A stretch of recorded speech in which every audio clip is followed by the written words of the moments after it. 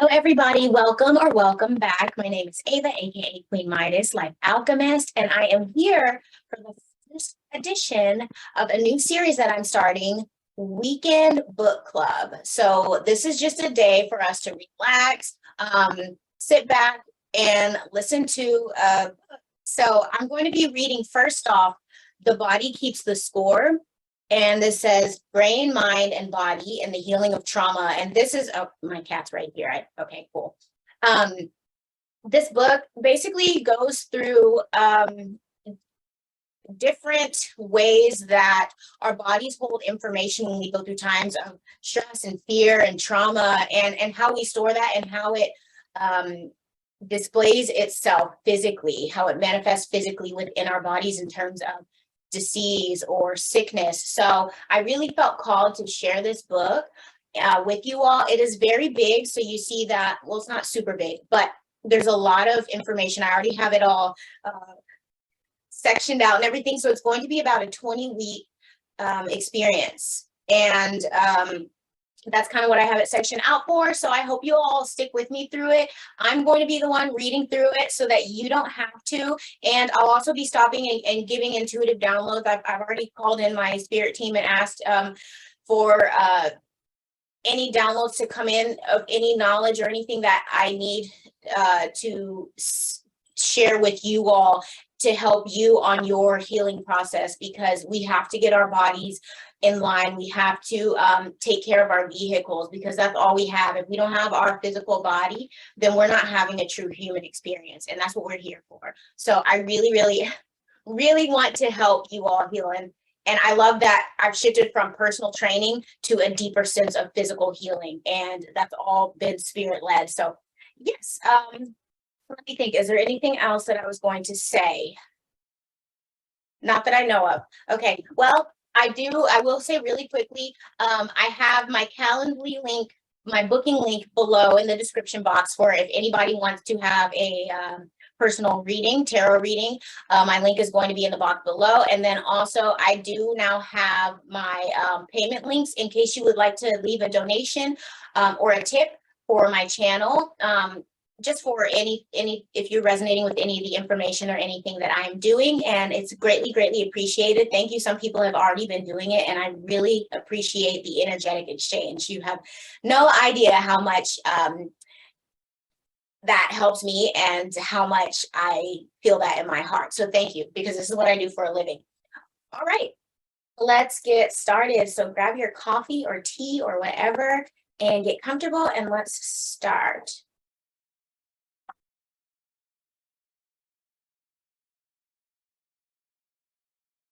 Okay, so this is the prologue. Facing trauma. One does not have to be a combat soldier or visit a refugee camp in Syria or the Congo to encounter trauma. Trauma happens to us, our friends, our families, and our neighbors. Research by the Centers for Disease Control and Prevention has shown that 1 in 5 Americans was sexually molested as a child. 1 in 4 was beaten by a parent to the point of a mark being left on their body. And 1 in 3 couples engages in physical violence. A quarter of us grew up with alcoholic relatives, and 1 out of 8 witnessed their mother being beaten or hit. That is massive, massive trauma throughout our population. Anyway, as human beings, we belong to an extremely resilient species. Since time immemorial, we have rebounded from our relentless wars, countless disasters, both natural and man-made, and the violence and betrayal in our own lives. Both traumatic experiences do leave traces, whether on a large scale or on histories and cultures, or close to home, on our families, with dark secrets being imperceptibly passed down through generations. They also leave traces on our minds and emotions, on our capacity for joy and intimacy, and even on our biology and immune systems. Trauma affects not only those who are directly exposed to it, but also those around them. So true. Soldiers returning home from combat may frighten their families with their rages and emotional absence. The wives of men who suffer from PTSD tend to become depressed, and the children of depressed mothers are at risk of growing up insecure and anxious. Having been exposed to family family violence as a child often makes it difficult to establish stable, trusting relationships as an adult. Trauma, by definition, is unbearable and intolerable. Most rape victims, combat soldiers, and children who have been molested become so upset when they think about what they experienced that they try to push it out of their minds, trying to act as if nothing happened and move on. It takes tremendous energy to keep functioning while carrying the memory of terror and the shame of utter weakness and vulnerability. While we all want to move beyond trauma, the part of our brain that is devoted to ensuring our survival, deep below our rational brain, is not very good at denial. Long after a traumatic experience is over, it may be reactivated at the slightest hint of danger and mobilize disturbed brain circuits and secrete massive amounts of stress hormones. This precipitates unpleasant emotions, intense physical sensations, and impulsive and aggressive actions. These post-traumatic reactions feel incomprehensible and overwhelming. Feeling out of control, survivors of trauma often begin to fear that they are damaged to the core and beyond redemption. No one's beyond redemption. I'm just going to add my 2 cents there. That's my opinion. And by the way, this popped into my head. My friend Carol actually bought this for me. So thank you, Carol. This book had been circulating through my head. So like back in conversation, and then it came back up and she bought it for me. So thank you. I forgot to say at the beginning. Anyway, back to the story or the book. The first time I remember being drawn to study medicine was at a summer camp when I was about 14 years old. My cousin Michael kept me up all night explaining the intricacies of how kidneys work, how they secrete the body's waste materials, and then reabsorb the chemicals that keep the system in balance. I was riveted by his account of the miraculous way the body functions. Later, during every stage of my medical training, whether I was studying surgery, cardiology, or pediatrics, it was obvious to me that the key to healing was understanding how the human organism works. When I began my psychiatry rotation, however, I was struck by the contrast between the incredible complexity of the mind and the ways that we human beings are connected and attached to one another, and how little psychiatrists knew about the origins of the problems they were treating. Would it be possible one day to know as much about brains, minds, and love as we do about the other systems that make up our organism? We are obviously still years from attaining that sort of detailed understanding, but the birth of 3 new branches of science has led to an explosion of knowledge about the effects of psychological trauma, abuse, and neglect.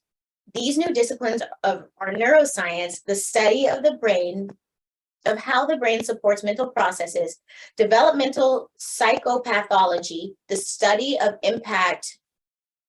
impact of adverse experiences on the development of mind and brain, and interpersonal neurobiology, the study of how our behavior influences the emotions, biology, and mindsets of those around us. Those all sound really awesome. I'm a science person, so yeah.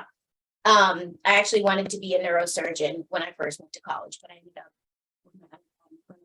science. Anyway, research from these new disciplines has revealed that trauma produces actual physiological changes, including a recalibration of the brain's alarm system, an increase in stress hormone activity, and alterations in the system that filters relevant information from irrelevant. We now know that trauma compromises the brain area that communicates the physical, embodied feeling of being alive. These changes explain why traumatized individuals become hypervigilant to threat at the expense of spontaneously engaging in their day-to-day lives. They also help us understand why traumatized people so often keep repeating the same problems and have such trouble learning from experience. We now know that their behaviors are not the result of moral failings or signs of lack of willpower or bad character. They are caused by actual changes in the brain. Wow, okay. That makes sense. This vast increase in our knowledge about the basic processes that underlie trauma has also opened up new possibilities to palliate or even reverse the damage. We can now develop methods and experiences that utilize the brain's own natural neuroplasticity to help survivors feel fully alive in the present and move on with their lives. There are fundamentally three avenues: top down by talking, reconnecting with others, and allowing ourselves to know and understand what is going on with us while processing the memories of the trauma. Two, by taking medicines that shut down inappropriate alarm reactions, or by utilizing their technologies that change the way the brain organizes information. And three, bottom up, by allowing the body to have experiences that deeply and viscerally contradict the helplessness, rage, or collapse that result from trauma. Which of these is the best for any particular survival is an empirical question. Most people I have worked with require a combination. This has been my life's work. In this effort, I have been supported by my colleagues and students at the Trauma Center, which I founded 30 years ago. Together, we have treated thousands of traumatized children and adults, victims of child abuse, natural disasters, wars, accidents, and human trafficking. People who have suffered assaults by intimates and strangers. We have a long tradition of discussing all our patients in great depth at weekly treatment team meetings and carefully tracking how well different forms of treatment work for particular individuals. Our principal mission has always been to take care of the children and adults who have come to us for treatment. But from the very beginning, we also have dedicated ourselves to conducting research to explore the effects of traumatic stress on different populations and to determine what treatments work for them. We have been supported by research grants from the National Institute of Mental Health, the National Center for Complementary and Alternative Medicine, the Centers for Disease Control, and a number of private foundations to study the efficacy of many different forms of treatment, from meditations to talking, yoga, EMDR, theater, and neurofeedback. The challenge is, how can people gain control over the residues of past trauma and return to being masters of their own ship? Talking, understanding, and human connections help, and drugs can dampen hyperactive alarm systems. But we will also see that the imprints from the past can be transformed by having physical experiences that directly contradict the helplessness, rage, and collapse that are part of trauma, and thereby regaining self-mastery. I love that. I have no preferred treatment modality, as no single approach fits everybody. But I practice all the forms of treatment that I discuss in this book. Each one of them can produce profound changes depending on the nature of the particular problem and the makeup of the individual person. I wrote this book to serve as both a guide and an invitation to dedicate ourselves to facing the reality of trauma, to explore how best to treat it, and to commit ourselves as a society to using every means we have to prevent it. That's the end of the prologue. So I also forgot to mention, I'm going to link this book down in the description box as well. If you would like to purchase it, it is not required because I will be reading it for you all. However, if you would like your own copy, I'll put the Amazon link below. Okay, so we are moving on to part one, the rediscovery of trauma. So, and again, I have this sectioned off week by week, so we won't be getting through one full chapter at a time. Okay, chapter one. Lessons from Vietnam veterans. And this is a quote. I became what I am today at the age of 12 on a frigid, overcast day in the winter of 1975. Today, that was a long time ago, but it's wrong what they say about the past. Looking back now, I realize I have been peeking into that deserted alley for the last 26 years. And that is a quote from Khaled Hosseini, the author of The Kite Runner. I'm sorry, I apologize if I butchered that name. And here is another quote. Some people's lives seem to flow in a narrative. Mine had many stops and starts. That's what trauma does. It interrupts the plot. It just happens and then life goes on. No one prepares you for it. And that's another quote from Jessica Stern. And it looks like this book is called Denial, a Memoir of Terror. And here we go. The Tuesday after the 4th of July weekend, 1978, was my first day as a staff psychiatrist at the Boston Veterans Administration Clinic. As I was hanging a reproduction of my favorite Bruegel painting, The Blind Leading the Blind, on the wall of my new office, I heard a commotion in the reception area down the hall. A moment later, a large, disheveled man in a stained three-piece suit, carrying a copy of Soldier of Fortune magazine under his arm, burst through my door. He was so agitated and so clearly hungover that I wondered how I could possibly help this hulking man. I asked him to take a seat and tell me what I could do for him. His name was Tom. 10 years earlier, he had been in the Marines doing his service in Vietnam. He had spent the holiday weekend holed up in his downtown Boston law office, drinking and looking at old photographs rather than with his family. He knew from previous years' experience that the noise, the fireworks, the heat, and the picnic in his sister's backyard against the backdrop of dense early summer foliage, all of which reminded him of Vietnam, would drive him crazy. Wow, never thought of that. When he got upset, he was afraid to be around his family because he behaved like a monster with his wife and 2 young boys. The noise of his kids made him so agitated that he would storm out of the house to keep himself from hurting them. Only drinking himself into oblivion or riding his Harley Davidson at dangerously high speeds helped him to calm down. Nighttime offered no relief. His sleep was constantly interrupted by nightmares about an ambush in a rice paddy pack back in Nam, which all of the members of his platoon were killed or wounded.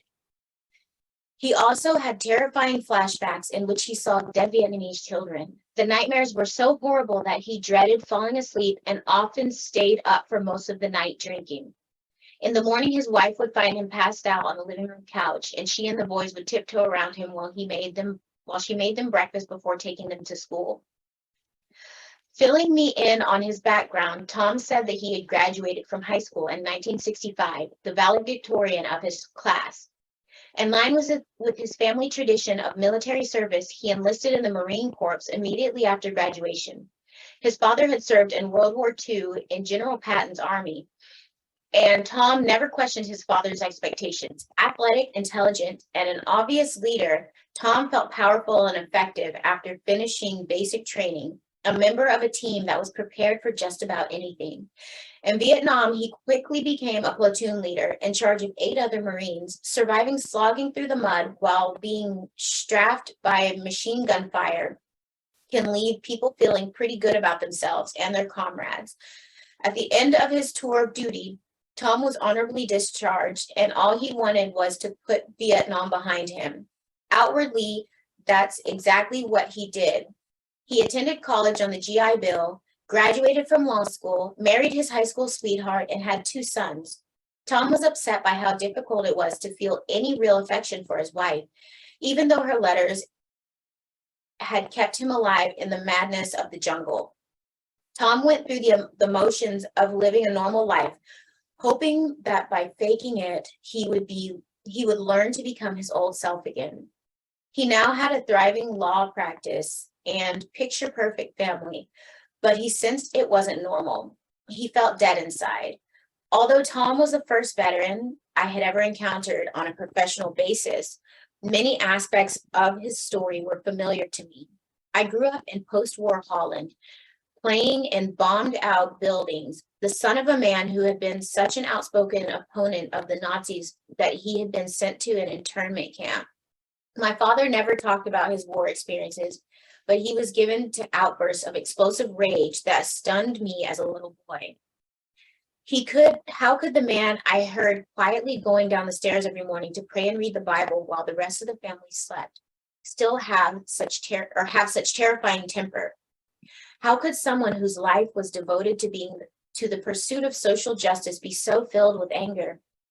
I witnessed the same puzzling behavior in my uncle, who had been captured by the Japanese in the Dutch East Indies, now Indonesia, and sent as a slave laborer to Burma, where he worked on the famous bridge over the River Kwai. He also rarely mentioned the war, and he too often erupted in uncontrollable rages. As I listened to Tom, I wondered if my uncle and my father had nightmares and flashbacks, if they too had felt disconnected from their loved ones and unable to find any real pleasure in their lives. Somewhere in the back of my mind, there must also have been my memories of my frightened and often frightening mother, whose own childhood trauma was sometimes alluded to, and I now believe was frequently reenacted. She had the unnerving habit of fainting when I asked her what her life was like as a little girl, and then blaming me for making her so upset. Reassured by my obvious interest, Tom settled down to tell me just how scared and confused he was. He was afraid that he was becoming just like his father, who was always angry and rarely talked to his children, except to compare them unfavorably to his comrades who had lost their lives around Christmas 1944 during the Battle of the Bulge. As the session was drawing to a close, I did what doctors typically do. I focused on the one part of Tom's story that I thought I understood, his nightmares. As a medical student, I had worked in a sleep laboratory observing people's dream and sleep cycles, and had assisted in writing some articles about nightmares. I had also participated in some early research on the beneficial effects of the psychoactive drugs that were just coming into use in the 1970s. So while I lacked a true grasp of the scope of Tom's problems, the nightmares were something I could relate to. And as an enthusiastic believer in better living through chemistry, I prescribed a drug that we had found to be effective in reducing the incidence and severity of nightmares. I scheduled Tom for a follow-up visit 2 weeks later. When he returned for his appointment, I eagerly asked Tom how the medicines had worked. He told me he hadn't taken any of his pills. Trying to conceal my irritation, I asked him why. I realized that if I take the pills and the nightmares go away, he replied, I will have to abandon my friends and their deaths will have been in vain. Wow, interesting insight. Okay, I need to be a living memorial to my friends who died in Vietnam. I've never thought about that. That's, by the way, you all, that is a form of martyrism that I've never even thought to think about. Like somebody who survived the war, feeling possible guilt and also feeling like they need to reenact that horror and that pain and that trauma and mental torture in like reverence and memorial of their fallen comrades. Wow, that is really interesting. And anyone, first of all, I want to say that I highly honor and respect veterans because we have no idea what you all go through. And I love that this book is starting out with this, especially the fact that we live in a war-filled world, and war and perceived wars are like all we know. You guys be respectful to veterans, please, and honor them because we have no idea what they have been through. And that I love this book is giving us an insight and like a look into that. And as I was reading, I realized I did not just mention the author's name. Sorry, you all. The author is Bessel Van Der Kolk, MD here. So I just wanted to recognize him because I realized I didn't even say that because I was so eager to get started. All right, and we resume. I was stunned. Tom's loyalty to the dead was keeping him from living his own life, just as his father's devotion to his friends had kept him from living. Both fathers and sons' experiences on the battlefield had rendered the rest of their lives irrelevant. How had that happened, and what could we do about it? That morning, I realized I would probably spend the rest of my professional life trying to unravel the mysteries of trauma. How do horrific experiences cause people to become hopelessly stuck in the past? What happens in people's minds and brains that keeps them frozen, trapped in a place they desperately wish to escape? Why did this man's war not come to an end in February 1969 when his parents embraced him at Boston's Logan International Airport after his long flight from Da Nang?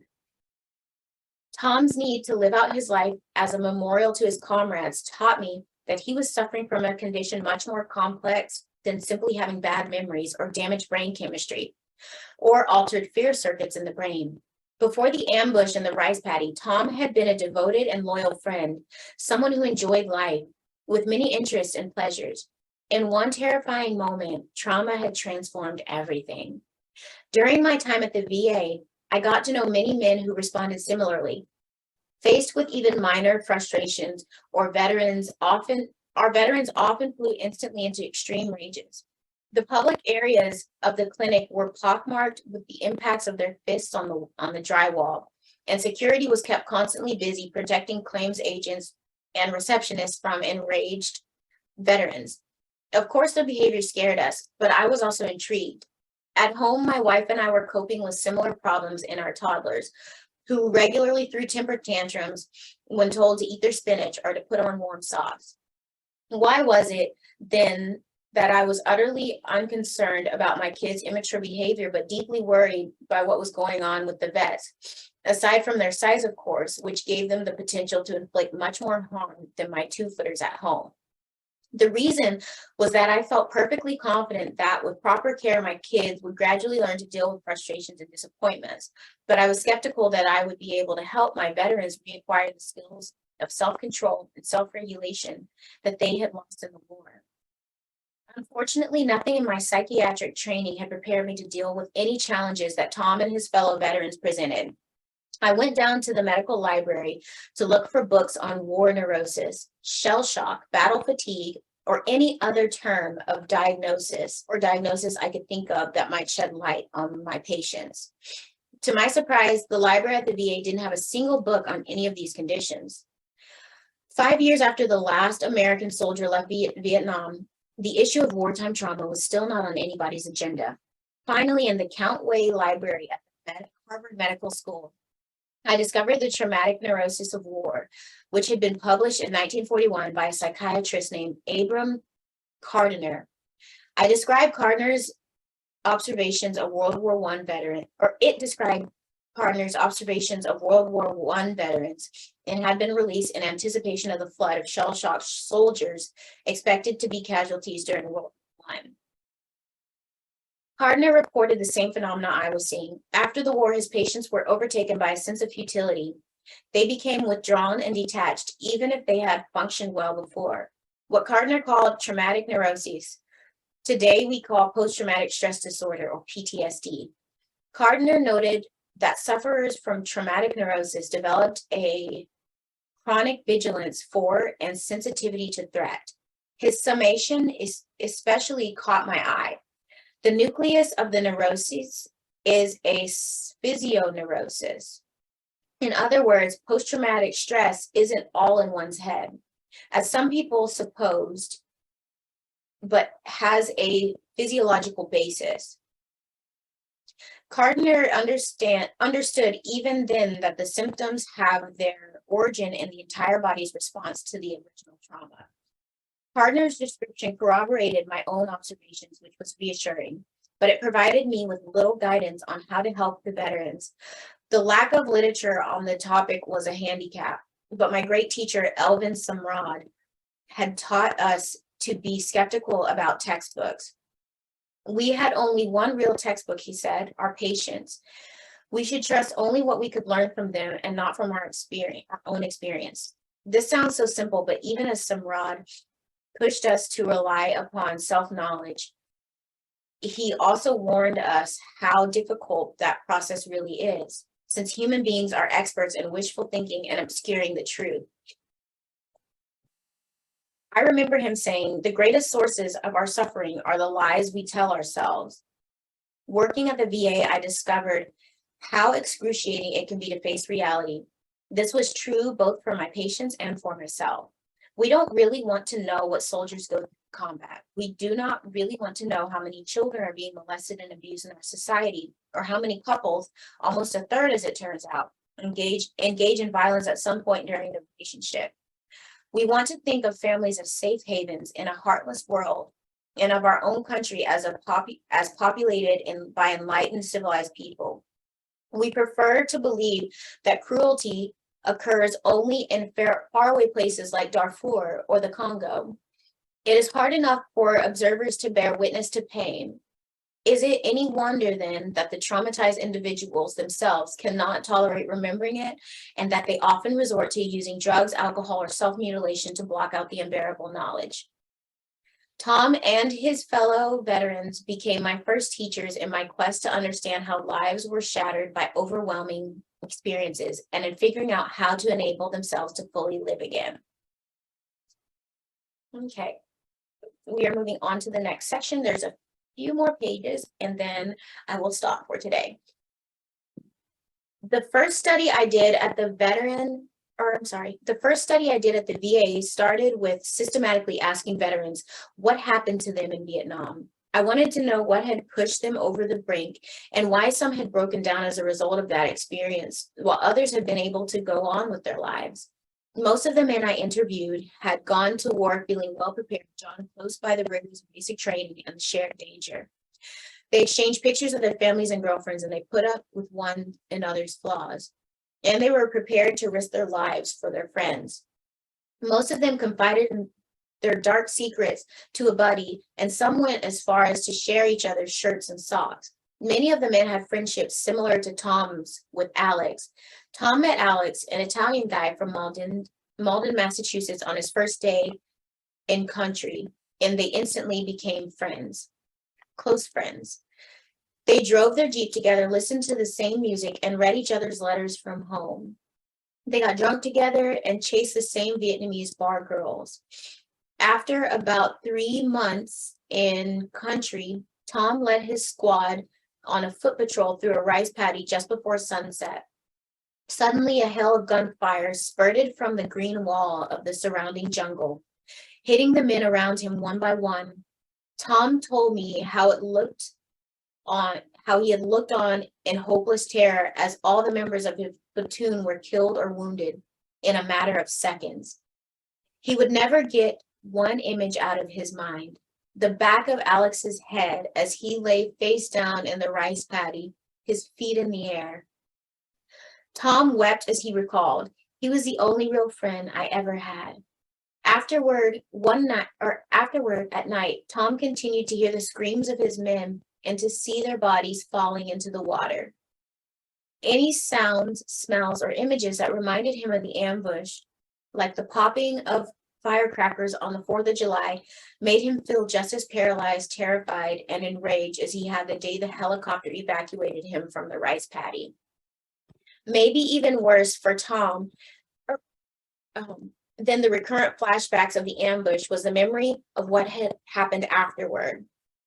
I could easily imagine how Tom's rage about his friend's death had led to the calamity that followed.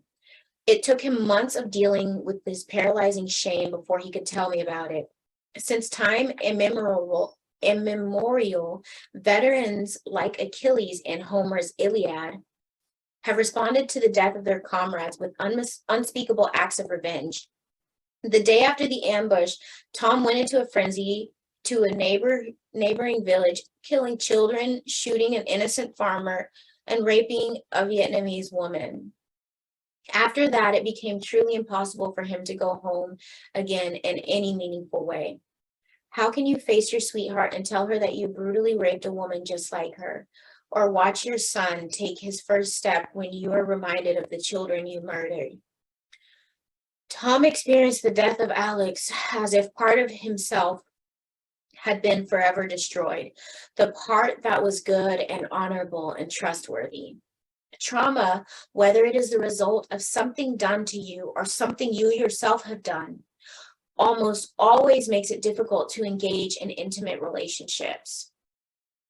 After you have experienced something so unspeakable, how do you learn to trust yourself or anyone else again? Or conversely, how can you surrender to an intimate relationship after you have been brutally violated? Tom kept showing up faithfully for his appointments, as I had become for him a lifeline, the father he'd never had, and Alex who had survived the ambush. It takes enormous trust and courage to allow yourself to remember. One of the hardest things for traumatized people is to confront their shame about the way they behave during a traumatic episode, whether it is objectively warranted, as in the commission of atrocities, or not, as in the case of a child who tries to placate her abuser. One of the first people to write about this phenomenon was Sarah Haley, who occupied an office next to mine at the VA clinic. In an article entitled "When the Patient Reports Atrocities," which became a major impetus for the ultimate creation of the PTSD diagnosis, she discussed the well-nigh intolerable difficulty of talking about and listening to the horrendous acts that are often committed by soldiers in the course of the war experience. It's hard enough to face the suffering that has been inflicted by others, but deep down, many traumatized people are even more haunted by the shame they feel about what they themselves did or did not do under the circumstances. They despise themselves for how terrified, dependent, excited, or enraged they felt. In later years, I encountered a similar phenomenon in victims of child abuse. Most of them suffer from agonizing shame about the actions they took to survive and maintain a connection with the person who abused them. This was particularly true if the abuser was someone close to the child, someone the child depended on, as is often the case. The result can be confusion about whether one was a victim or a willing participant, which in turn leads to bewilderment about the difference between love and terror, pain and pleasure. We will return to this dilemma throughout the book. Okay, that section, I don't know if I said the title. It's called Trauma and the Loss of Self, and we're moving into numbing. Maybe the worst of Tom's symptoms was that he felt emotionally numb. He desperately wanted to love his family, but he just couldn't evoke any deep feelings for them. He felt emotionally distant from everybody, as though his heart were frozen and were living behind a glass wall. That numbness extended to himself as well. He could not really feel anything except for his momentary rages and his shame. He described how he hardly recognized himself when he looked in the mirror to shave. When he heard himself arguing a case in court, he would observe himself from a distance and wonder how this guy, who happened to look and talk like him, was able to make such cogent arguments. When he won a case, he pretended to be gratified, and when he lost, it was as though he had seen it coming and was resigned to the defeat even before it happened. Despite the fact that he was a very effective lawyer, he always felt as though he were floating in space, lacking any sense of purpose or direction. The only thing that occasionally relieved this feeling of aimlessness was the intense involvement in a particular case. During the course of a treatment, Tom had to defend a mobster on a murder charge. For the duration of that trial, he was totally absorbed in devising a strategy for winning the case, and there were many occasions on which he stayed up all night to immerse himself in something that actually excited him. It was like being in combat.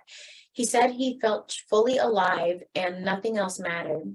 The moment Tom won that case, however, he lost his energy and sense of purpose. The nightmares returned, as did his rage attacks, so intensely that he had to move into a motel to ensure that he would not harm his wife and children. But being alone, too, was terrifying because the demons of the war returned in full force. Tom tried to stay busy, working, drinking, and drugging, doing anything to avoid confronting his demons. He kept thumbing through Soldier of Fortune, fantasizing about enlisting as a mercenary in one of the many regional wars then raging in Africa. That spring, he took out his Harley and roared up the Kancamagus Highway in New Hampshire. I'm never heard of that, and I probably said it wrong, so I apologize. The vibrations, speed, and danger of that ride helped him pull himself back together, to the point that he was able to leave his motel room and return to his family. The next section is the reorganization of perception. Another study I conducted at the VA started out as research about nightmares, but ended up exploring how trauma changes people's perceptions and imagination. Bill, a former medic who had seen heavy action in Vietnam a decade earlier, was the first person enrolled in my nightmare study. After his discharge, he had enrolled in a theological seminary and had been assigned to his first parish in a congregational church in a Boston suburb. He was doing fine until he and his wife had their first child. Soon after the baby's birth, his wife, a nurse, had gone back to work while he remained at home, working on his weekly sermon and other parish duties and taking care of their newborn. On the very first day he was left alone with the baby. It began to cry, and he found himself suddenly flooded with unbearable images of dying children in Vietnam. Bill had to call his wife to take over childcare and came to the VA in panic. He described how he felt, how he kept hearing the sounds of babies crying and seeing images of burned and bloody children's faces. My medical colleagues thought that he must surely be psychotic because the textbooks of the time said that auditory and visual hallucinations were symptoms of paranoid schizophrenia. The same text that provided this diagnosis also supplied a cause. Bill's psychosis was probably triggered by his feeling displaced in his wife's affections by their new baby. As I arrived at the intake office that day, I saw Bill surrounded by worried doctors who were preparing to inject him with a powerful antipsychotic drug and ship him off to a locked ward. They described his symptoms and asked my opinion. Having worked in a previous job on a ward specializing in the treatment of schizophrenics, I was intrigued. Something about the diagnosis didn't sound right. I asked Bill if I could talk with him, and after hearing his story, I unwittingly paraphrased something Sigmund Freud had said about trauma in 1895. I think this man is suffering from memories. I told Bill that I would try to help him, and after offering some medications to control his panic, asked if he would be willing to come back a few days later to participate in my nightmare study. He agreed. As part of the study, we gave our participants a Rorschach test. I'm not sure if that's pronounced right. Unlike tests that require answers to straightforward questions, responses to the Rorschach, I'm going to have to look how to pronounce that, are almost impossible to fake. Here it is again. The Rorschach provides us with a unique way to observe how people construct a mental image from what is basically a meaningless stimulus, a blot of ink. Oh, okay, yes, that test. Because humans are meaning-making creatures, we have a tendency to create some sort of image or a story out of those ink blots, just as we do when we lie in a meadow on a beautiful summer day and see images in the clouds floating high above. What people make out of these blots can tell us a lot about how their minds work. On seeing the second card of the Rorschach test, Bill exclaimed in horror, this is that child that I saw being blown up in Vietnam. In the middle, you see the charred flesh, the wounds, and the blood is spurting all over. Panting and with sweat beading on his forehead, he was in a panic similar to the one that had initially brought him to the VA clinic. Although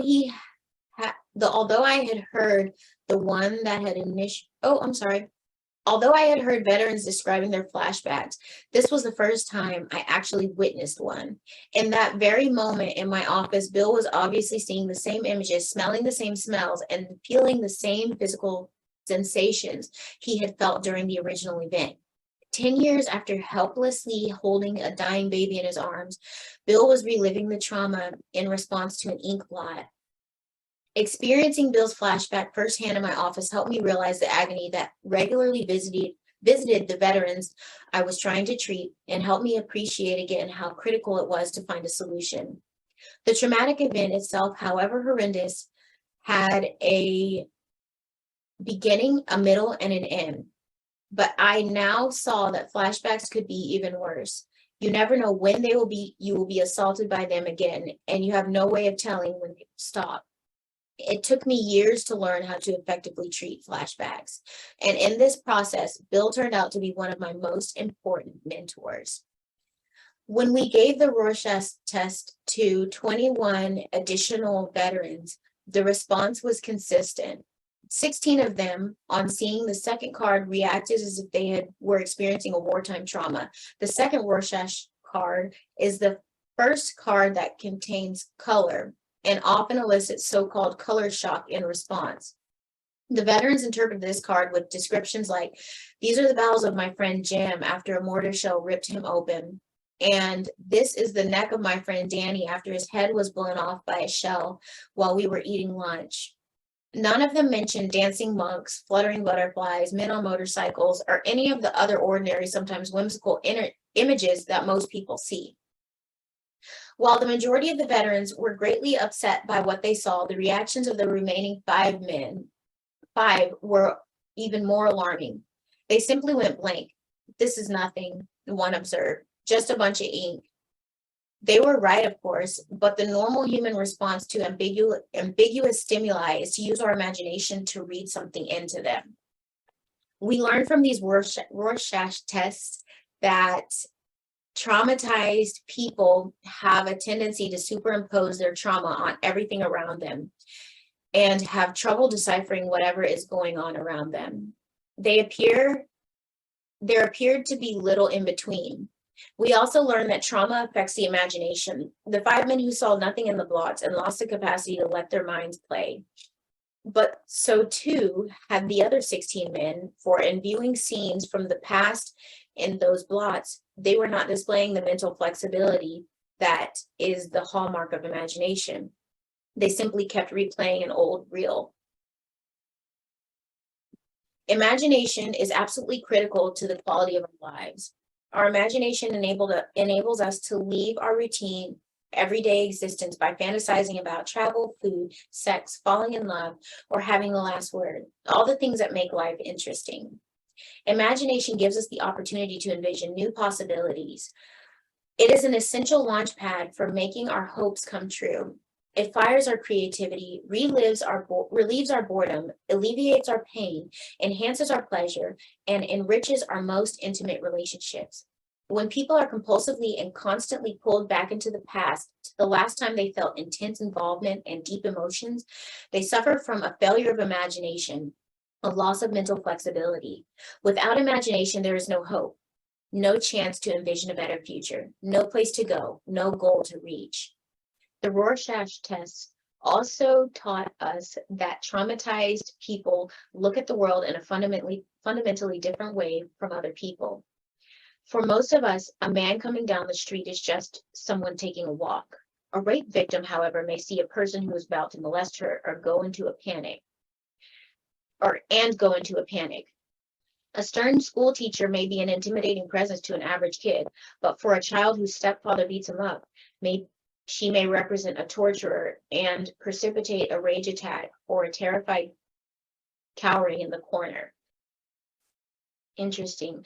Okay, so if anyone knows how to pronounce this test, please type it phonetically in the comments, because that's so funny. I was like, ooh, I'm really good at reading and pronouncing words and names and things usually.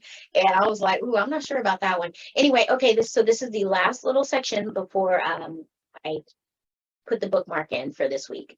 Thank you for being here with me. If you are vibing with this and resonating with this and you like this weekend book club, please like and comment down below, please. Yeah, thank you. Anyway, okay, so the last section today is called Stuck in Trauma. Our clinic was inundated with veterans seeking psychiatric help. However, because of an acute shortage of qualified doctors, all we could do was put most of them on a waiting list. Even as they continued brutalizing themselves and their families, we began seeing a sharp increase in arrest of veterans for violent offenses and drunken brawls, as well as an alarming number of suicides.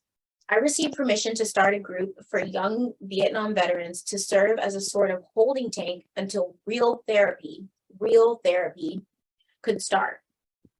At the opening session for a group of former Marines, the first man to speak flatly declared, "I do not want to talk about the war." I replied that the members could discuss anything they wanted.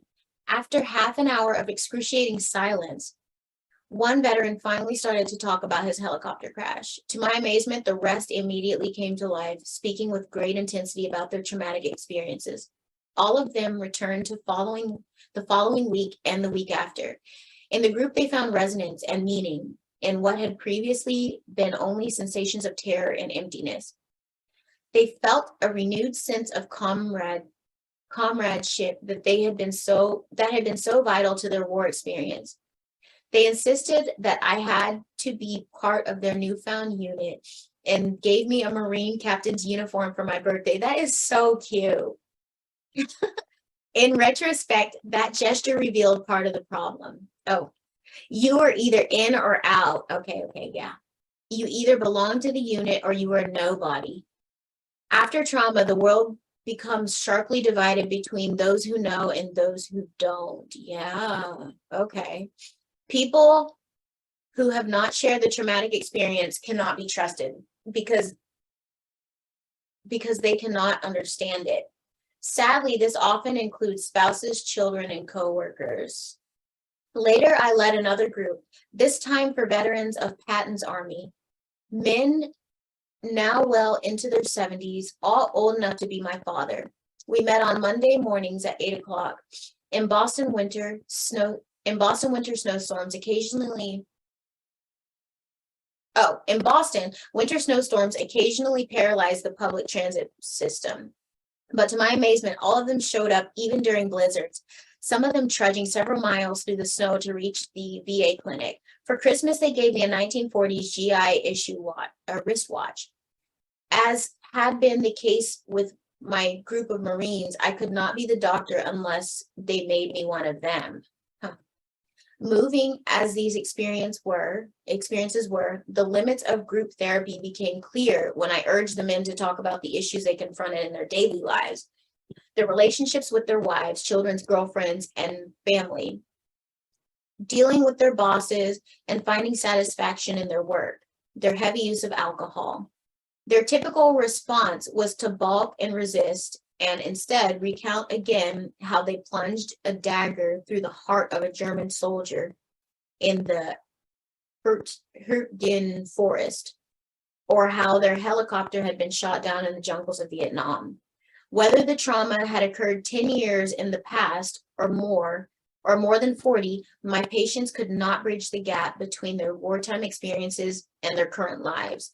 Somehow, the very event that caused them so much pain had also become their sole source of meaning. They felt fully alive only when they were revisiting their traumatic past. Interesting. Okay, that is the bookmark spot for the end of week 1. You all, thank you so much for being here. Again, this book is The Body Keeps the Score, Brain, Mind, and Body in the Healing of Trauma by Bessel Van Der Kolk, MD. Again, if you are enjoying this, please do like this video series, as the YouTube algorithm will pick it up the more likes it gets, and comment down below if you are comment down below whatever you want, because I was going to say certain things, but this can be a very, very delicate topic, dealing with trauma or post-traumatic stress, or being a veteran, or knowing a veteran, or any type of abuse or anything. So please share if you'd like to share. If not, you can just comment on the video and say hi, because I love interacting with you all. It's really, really cool. Also, again, my Calendly booking link for tarot readings is in the description box below, along with my payment links if you would like to leave a tip or a donation for the channel.